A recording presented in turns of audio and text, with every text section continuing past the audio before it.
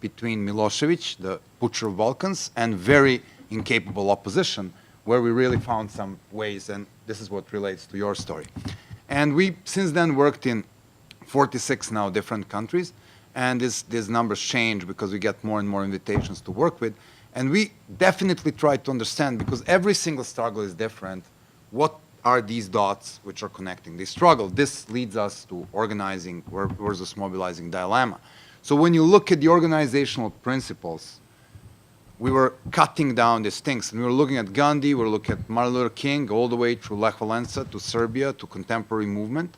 There are like three holy trinity of principles in successful movement. If you want to win, you must have unity. There is no such thing as a spontaneous and successful nonviolent revolutions. These revolutions are planned. They must have vision, they must have strategy, they must carefully select tactics. I would, more than all, go along with this idea of nonviolent discipline. There is a recent study of Maria Stefan and Erika Shenovitz showing that 56% of nonviolent struggles from 19,000 to 2006 were successful, comparing to only 26% of violent struggles. So people of Syria, when they pick firearms, they actually cut efficiently their chances to win by half. Even worse, 5 years after the change, there is like 4% of chances to end up in democracy with Libyan or Syrian scenario, very unlike 46% of chances when we talk about the nonviolent campaigns. So these are things we know, these are statistics. There are many dilemmas. When you look at the movements, like the Gandhi one, Martin Luther King one, you can look at whether the movements need a charismatic leader or more dispersed leadership is required. Whether we are talking about the figures who unite the movement, like Aung San Suu Kyi on a very basic and symbolic level, or Nelson Mandela sitting in Robben Island, or we use the elements of group identity, symbols, slogans, values, like in anti-war movement, Otpor, Egyptian movement, where we have this literally leaderless revolutions. You can also look at a more centralized structure, like the party structure or the campaign structure, versus more decentralized structure of contemporary movements. So these are some dilemmas we're observing. We can discuss this a little bit later. There is also another things which we are trying to observe, which are these sparkles which are creating this mobilization. Social scientists spend a lot of time focusing on conditions. They say you can't have the successful nonviolent social movement if the regime is too oppressive, if the internet penetration is too low, if the educational rate is less than 3%, and then you name it, you have it. And we say no, emotions count.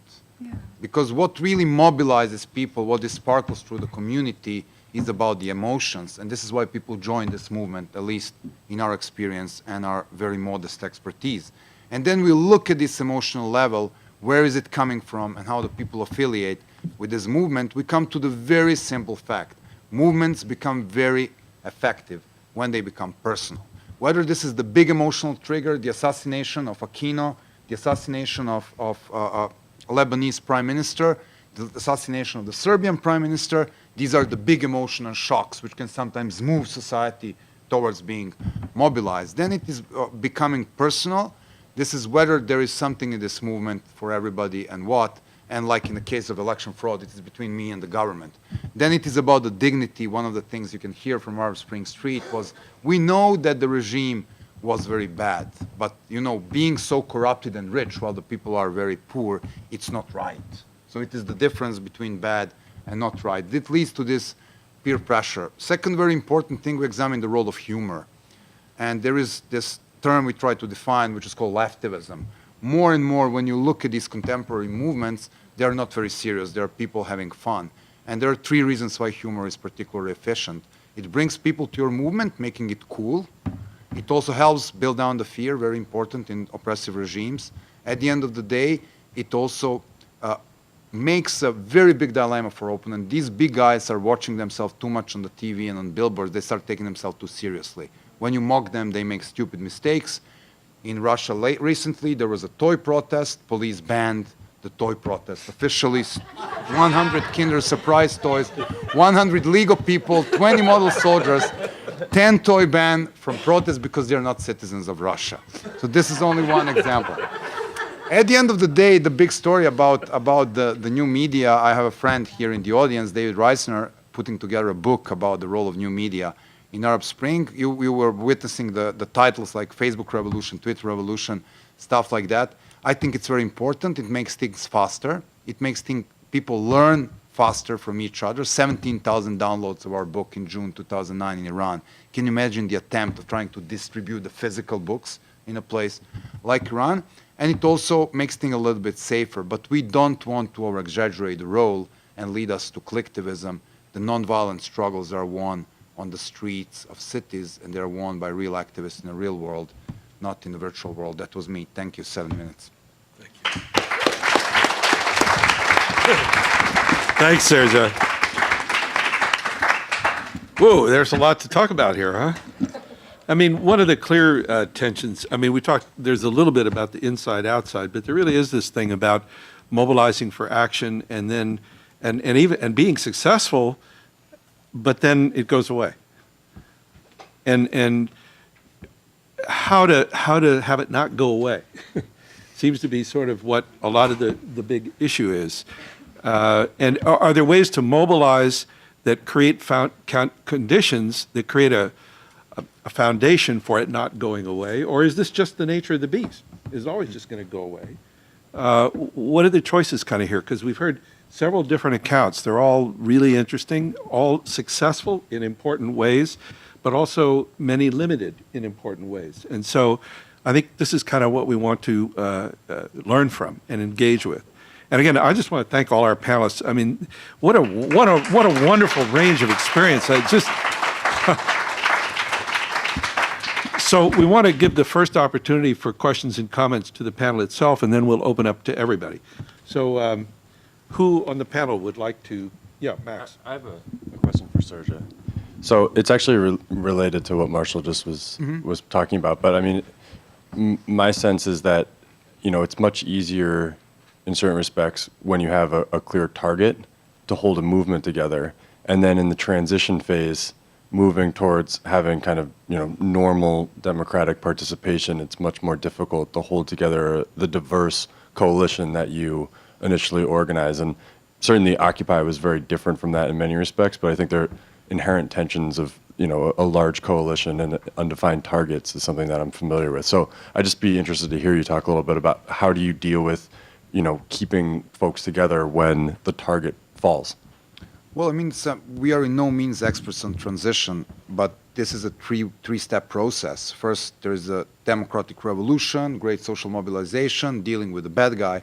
Then you prevent the coup, because most organized groups, like Muslim Brotherhood and military, they will step in when the government is on the streets.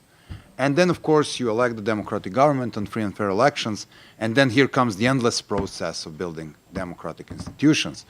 Of course, you can't say about the different examples, but watching at Serbia, which after 12 years has a reasonably successful transition, I think there are particularly three very important things. First, we knew what we want very early in the process. That was not to get rid of Milosevic. That was one step. We wanted to go into EU, we wanted a peace with neighbors, we wanted a set of freedoms. Now, 12 years afterward, you see the power of it. The government has changed, but the general role is going on. Sorry, you wanted to ask something? You're saying we, who do you mean? Who's we? Serbs, we the Serbs. And then second thing is there is this idea that you may lose the momentum, and I think the maintaining unity throughout the reform is a very difficult task, especially if your only unifying guy is the guy whom you are going to bring down. And now the Mubarak is not there, and groups leave the square. There is also another mistake, proclaiming victory too early in the process. You say, the guy's not there, game over, let's go home. So I mean, understanding that this is a long-term three-step process is very complicated thing, and especially for the movement which is struggling for survive. But the sooner you come to this idea, the better are the chances you will end up in some kind of the democracy. That's really interesting. Lila? Well, I just would comment that I think what I've always been a bit angered about with the Egyptians is that they stood up and they called for the downfall of Mubarak, and then when the military said, okay, he's gone away and we're the executive authority, everyone said, yes, this is great. We accept. We love the army because, you know, they didn't fire on us, and they're one with us. And that was a very strategic error, right? So, and then you say, we Serbs, we knew what we wanted, right? But what was it that allowed you to know what you wanted before you actually went to the streets? 10 years of And- mistakes. 10 years of attempting and failure. But, and then did you have a common platform? I mean, was it written down? I mean, Absolutely. how do you build that consensus? This is called vision of tomorrow, and you make it very early in the process. I mean, when you look at the successful movements, like South African movement, Charter of Freedom, was there very early in the process, even before they made this stupid mistake and went into guerrilla movement, but it served as a constitutional platform for the new South Africa. 1998, we gathered together the students group and opposition leader about a platform for future Serbia, and it contained these things. And this vision is very important because it is reminding future leaders what they need to do.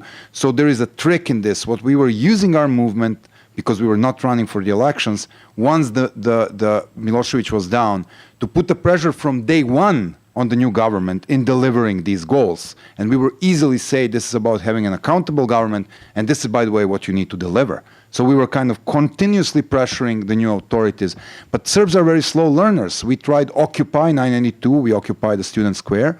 We tried 100 days of walking every day in 96, 97, made Milosevic recognize the stolen local elections, and then the opposition fell apart. And then we understood that if opposition is not united, it will be the part of the problem, not the part of the solution. So unfortunately, we learned on our stupid mistakes, but that's the best way to learn. The good news is that other groups can learn from our stupid mistakes.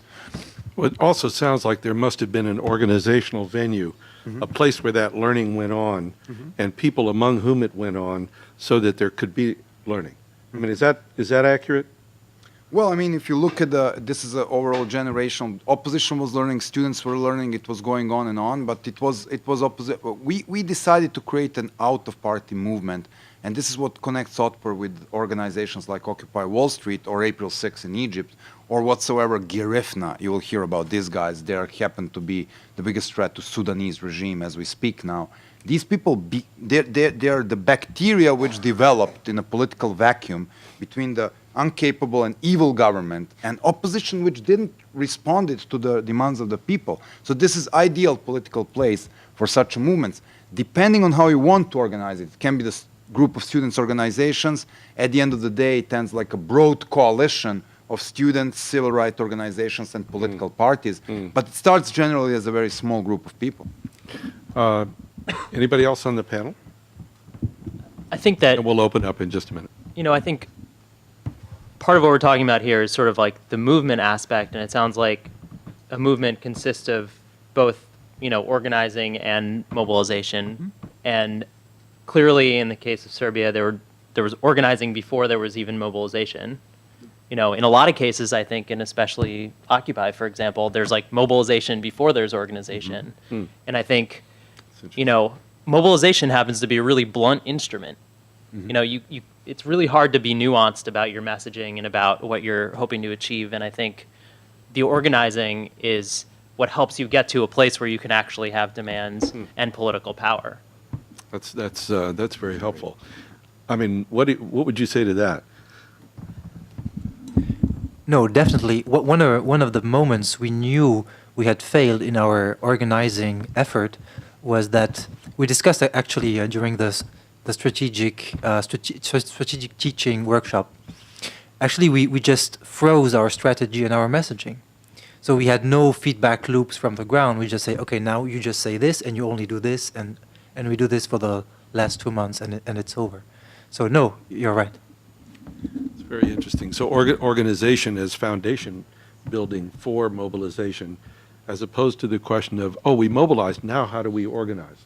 I mean, it's Well, very, very interesting. But I think the sequence is actually interesting because I think in some cases it's worked the other way around, and I don't have one off the top of my head, but I think you need a mobilizing moment and some urgency to actually turn people out in a way that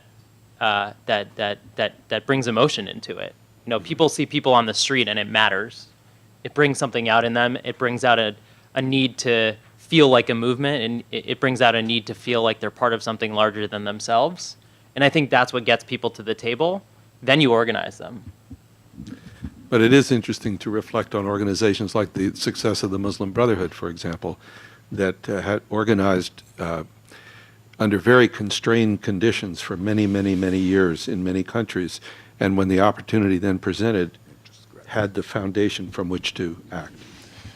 Yeah, I think that points to one of the challenges, though, and something I was trying to get at with my question to Sergey was just, what's the identity around which you're organizing or the problem